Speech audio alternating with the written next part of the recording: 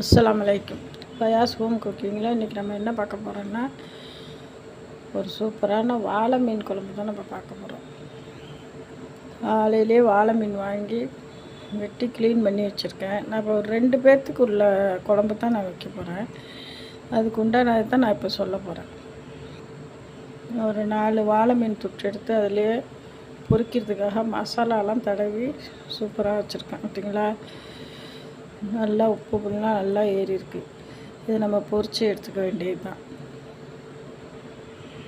இப்போ நம்ம வாழை மீன் குழம்பு வைக்கிறதுக்காக நான் ஒரு 50 கிராம் தக்காளி புளி எடுத்து கரைச்சி அதிலே நான் ஒரே ஒரு தக்காளி போட்டு நல்லா கரைச்சி வச்சுருக்கிறேன்.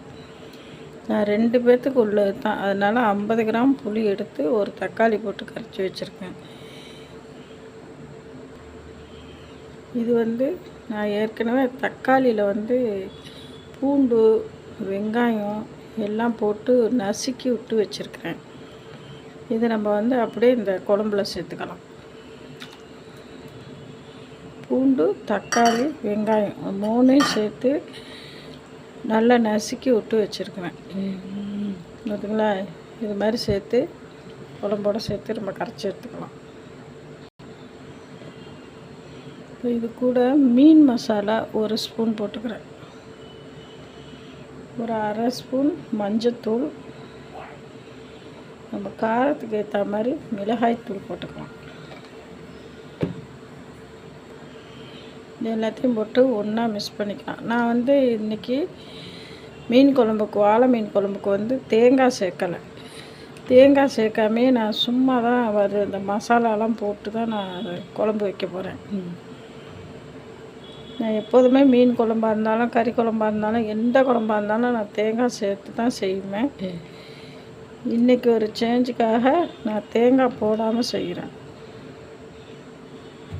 நான் 2 கத்திரிக்காய் எடுத்திருக்கேன். இது எங்கள் வீட்டு பண்ணையில் காய்ச்ச ஃப்ரெஷ்ஷான கத்திரிக்காய். நம்ம குழம்ப தாளிக்கிறதுக்கு ஸ்டவ் ஆன் பண்ணி ஒரு கடாயை வச்சுக்கலாம். இப்போ குழம்பு தாளிக்கிறதுக்கு தேவையான ஆயிலை ஊற்றிக்கலாம். ஆயில் நல்லா சூடாயிடுச்சு.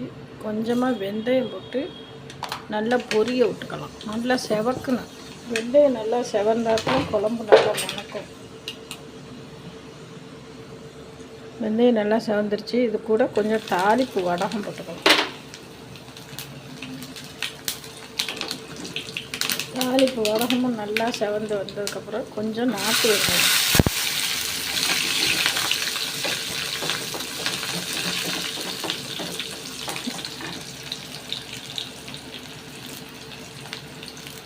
இது கூட கொஞ்சமாக கருவேப்பிலை,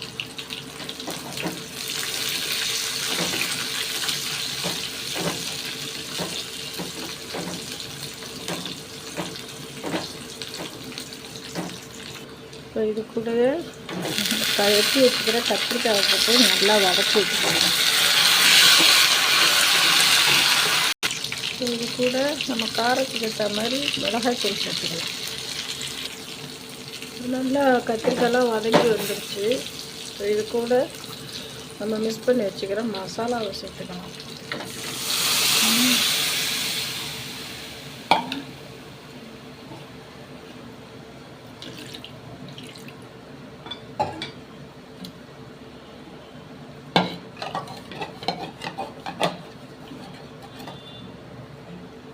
குழம்புக்கு தேவையான தண்ணியை சேர்த்துக்கலாம்.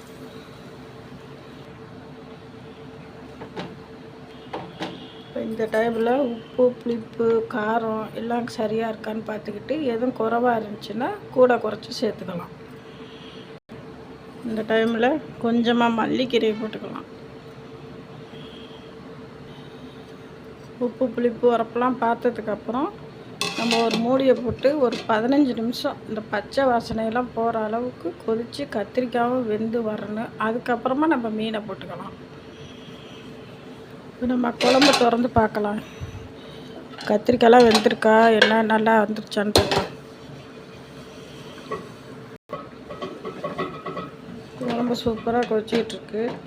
கத்திரிக்காய் ஓரளவு நல்லா வெந்துருச்சு. இந்த டைமில் நம்ம வாழை மீனை போட்டுக்கலாம்.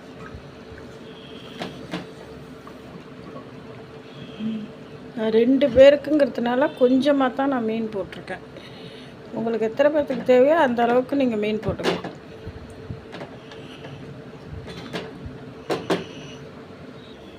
இப்போ நம்ம வாழை மீன் பொரிக்கிறதுக்கு தேவையான ஆயிலை ஊற்றிக்கலாம்.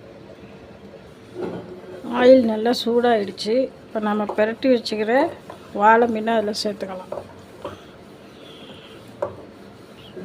பார்த்தீங்களா, நல்லா உப்பு உரப்பெல்லாம் ஏறி இருக்கு. இது முள் வாழை மீன். இதில் செமையாக முள் இருக்கும். சாப்பிட்றப்ப பார்த்து சாப்பிடணும். குழந்தைங்களுக்கெல்லாம் இது கொடுக்கக்கூடாது, முள் மாட்டிக்கும். நம்ம சாப்பிட்றப்பே ரொம்ப பார்த்து கவனமாக சாப்பிடணும்.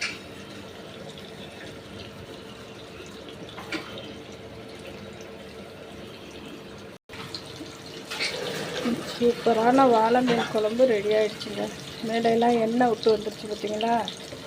இந்த பக்கம் வாழை மீன் குழம்பு, இந்த பக்கம் வாழை மீன் பொரியல்.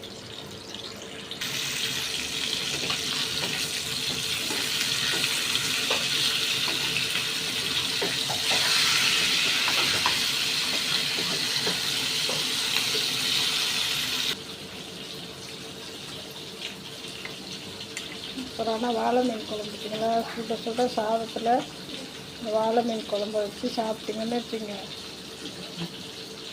ஒரு கட்டை சோறாக இருந்தாலும் காலியாகிடுங்க.